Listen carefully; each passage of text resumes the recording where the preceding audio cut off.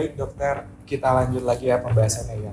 Tadi kan sudah dijelasin penyebabnya, faktor penyebabnya dari mulai tipe 1, tipe 2, dan lain-lain.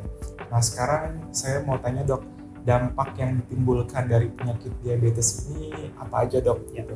Jadi untuk dampaknya kita bagi menjadi dua, ada dampak komplikasi secara mikrovaskular ataupun makrovaskular. Untuk mikrovaskular ini terjadi akibat gangguan pembuluh darah yang kecil-kecil, ya contohnya di ginjal itu disebut dengan nefropati, di mata dengan retinopati, ataupun di syaraf dengan neuropati.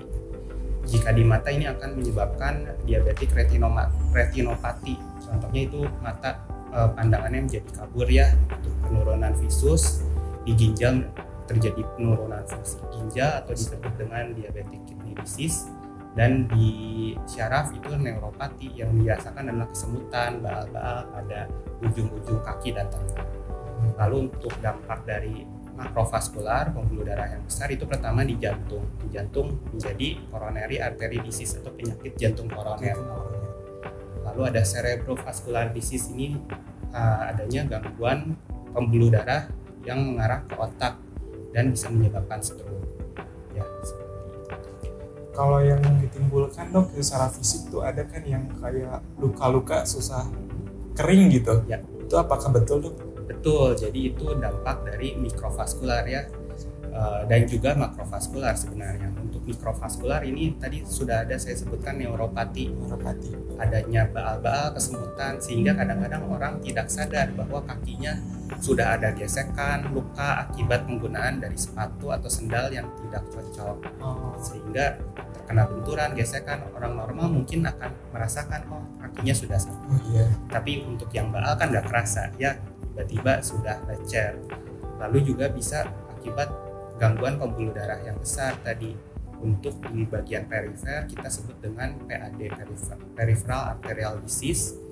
Jadi pembuluh darah yang mengarah ke tungkai bagian bawah itu ada gangguan sehingga aliran darahnya juga tidak lancar. Nah, katanya yang diabetes itu seringkali adanya amputasi dok. Itu tuh diharuskan memang atau untuk menghindari apa atau gimana dok? Jadi baik, untuk amputasi itu biasanya akibat dari penyakit kaki diabetes yang tidak diobati secara dini ya. Sebenarnya apabila sudah ada tanda-tanda kaki diabetes, kita tangani dengan cara mengontrol kadar gula darahnya secara ketat dan juga pemberian antibiotik. Biasanya infeksinya bisa teratasi. Namun apabila sudah terjadi gangren atau pembusukan jaringan di daerah tersebut dan infeksinya parah, untuk mencegah hal itu menyebabkan kondisi sepsis atau infeksi berat yang mempengaruhi seluruh tubuh, mungkin dipertimbangkan untuk amputasi. Tentunya ini harus berkolaborasi dengan dokter bedah. Jadi diabetes ini mungkin bisa diatasi secara dini juga ya dok ya? Betul, bisa diatasi secara dini dan kita bisa cegah komplikasinya secara dini. Nah dokter, untuk pencegahannya sendiri mungkin kita bahas ke pencegahan ya, dari yang tadi penyebab, dampak, sekarang kita cara mencegahnya. Kalau kita ini dok sebagai anak muda ataupun mungkin sahabat Livasya di rumah atau dimanapun kalian berada, kita pengen tahu dok gimana cara mencegahnya supaya kita tuh tidak terkena penyakit diabetes ini dok. Ya, baik. Jadi pencegahan bisa dibagi menjadi dua ya, pencegahan primer dan juga sekunder. Pencegahan primer ini sebelum dari diabetesnya itu muncul. Kita bisa ubah dari gaya hidup kita ya.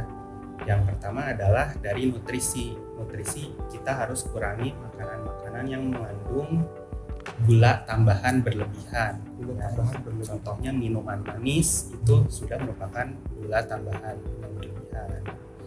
Lalu perbanyak makan sayur, buah, dan juga kurangi makanan-makanan yang diproses terlalu banyak. Contohnya yang berasal dari tepung. Yang kedua itu aktivitas fisik. Kita harus melakukan aktivitas fisik menurut WHO itu 150 menit per minggu. Ya. 150 menit. Contoh misalkan mau dibagi dalam seminggu 5 hari kita melakukan aktivitas fisik, Jadi seharinya 30 menit ya, ada aktivitas fisiknya sebenarnya bebas, bisa boleh jalan, boleh olahraga yang lain. Yang paling mudah mungkin jalan ya.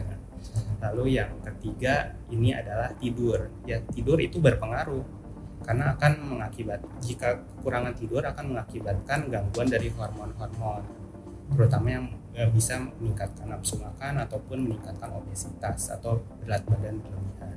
Tidur sebaiknya minimal 7 jam sehari. Minimal 7 jam sehari. Lalu selain itu yang harus dikurangi itu rokok, alkohol harus di stop, dan juga kesehatan mental. Apabila memang sudah ada tanda-tanda gangguan dari kesehatan mental, mungkin bisa dikonsultasikan dengan dokter yang merawatnya apakah perlu intervensi tambahan atau tidak. Dan juga kesehatan mental ini pasien juga harus mau mengakui misalkan memang terkena penyakit, sudah ada tanda-tanda penyakitnya, harus mau memeriksakan diri ke dokter untuk dilakukan pemeriksaan. Berarti dampak dari emosionalnya juga ada ya dok ya? Betul. Mentalnya tadi ya? Ada. Baik sahabat Lipasya, itu tadi pencegahan primer ya dok ya, yang sebelum terkena diabetes. Nah, lalu bagaimana cara mencegah atau mengatasi cara dini untuk pencegahan sekunder? Ya, baik, untuk pencegahan sekunder ini untuk orang-orang yang mungkin sudah ketahuan dari diabetes. Yang pasti adalah kontrol gula darah dengan ketat, dengan baik, sesuai dengan orangnya ya. Jadi untuk orang-orang yang mungkin masih muda, kita bisa lakukan kontrol gula darah dengan lebih ketat ke arah yang dengan target-target gula darah yang lebih rendah supaya komplikasinya itu bisa diminimalisir. Jadi untuk targetnya untuk orang-orang yang masih sehat, masih muda, mungkin HbA1c atau kadar rata-rata gula darah dalam 3 bulan terakhir itu di angka 7%. Namun untuk orang yang sudah mungkin lanjut usia, ada penyakit tertentu, targetnya kita bisa naikkan di atas 7%. Yang kedua adalah pemberian obat-obatan penyakit penyerta yang lain. Contohnya ada hipertensi atau peningkatan tekanan darah, itu kita bisa berikan obat-obat antihipertensi yang sesuai. Baik dokter. Nah, mungkin ada peribahasa nih dok dari masyarakat. Katanya kalau orang yang punya diabetes atau menghindari diabetes itu jangan makan nasi. Katanya nasi terlalu banyak karbohidratnya. Itu benar nggak dok? Atau memang itu hanya obrolan masyarakat aja gitu? Jadi untuk nasi sendiri itu merupakan makanan yang menurut saya cukup baik ya.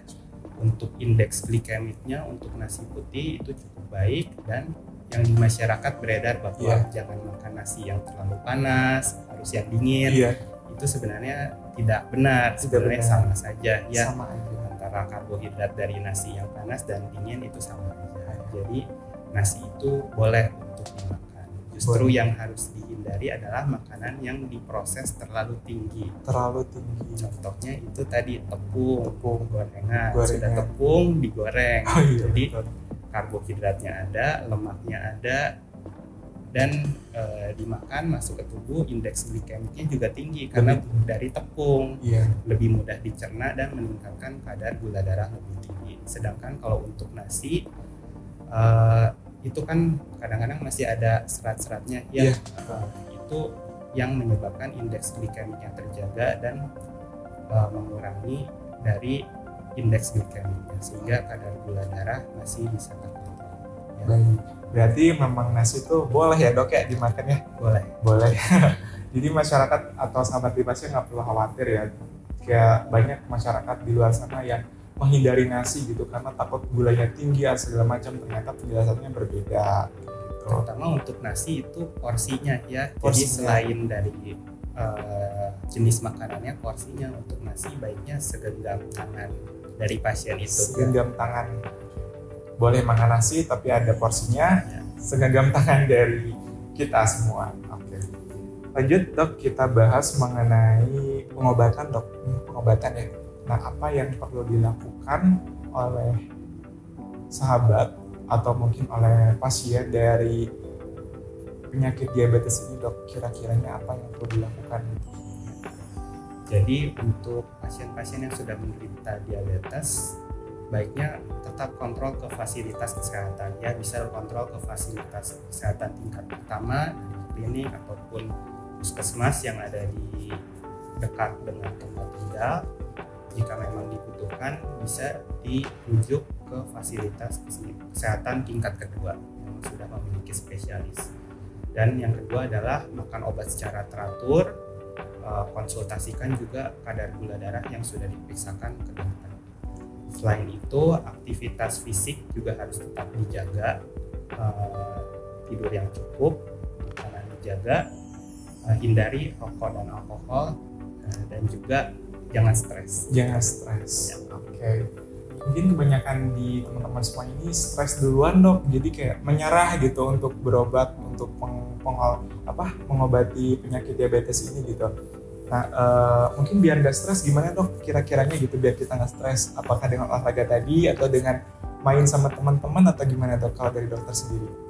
Yang pertama mungkin adalah mengetahui ya bahwa diabetes ini bisa diobati, sudah ada obatnya, dan ada harapan untuk hidup seperti orang normal pada umumnya, asal gula darahnya bisa dikontrol. Ya.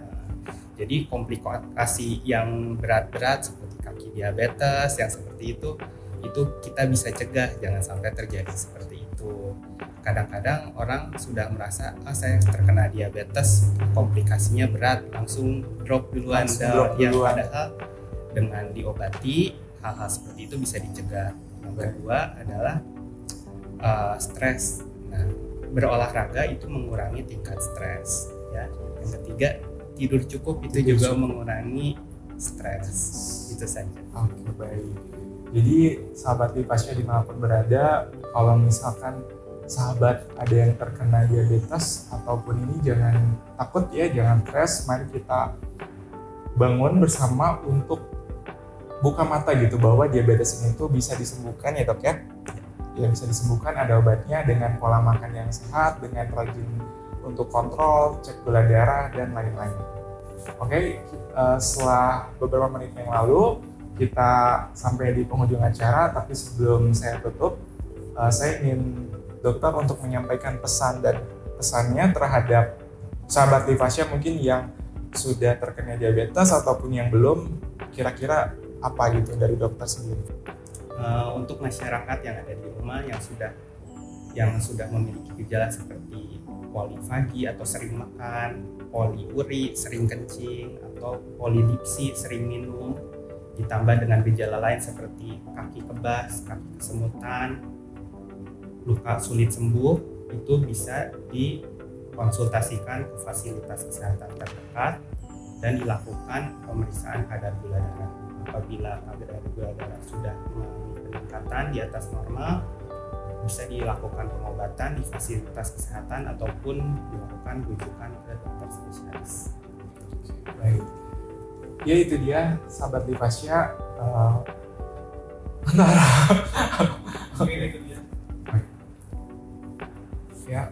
Ya itu dia sahabat Lipasya penjelasan dari Dr. Jensen Budiono SPPDI Vokap tentang bagaimana penyakit diabetes, kemudian penyebab, faktor, dan dampaknya, serta cara pengobatan atau pencegahannya sejak dini agar bisa diobati dan ditangani sesedini mungkin kayak gitu. Terima kasih banyak dokter atas penjelasan yang telah diberikan.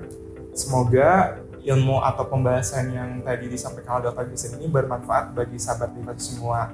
Mari kita sebarkan informasi ini karena informasi ini sangat bermanfaat mungkin bagi sahabat Lipasya lainnya yang sedang mencegah ataupun yang sedang dalam pengobatan diabetes ini. Terima kasih, sampai jumpa di podcast selanjutnya.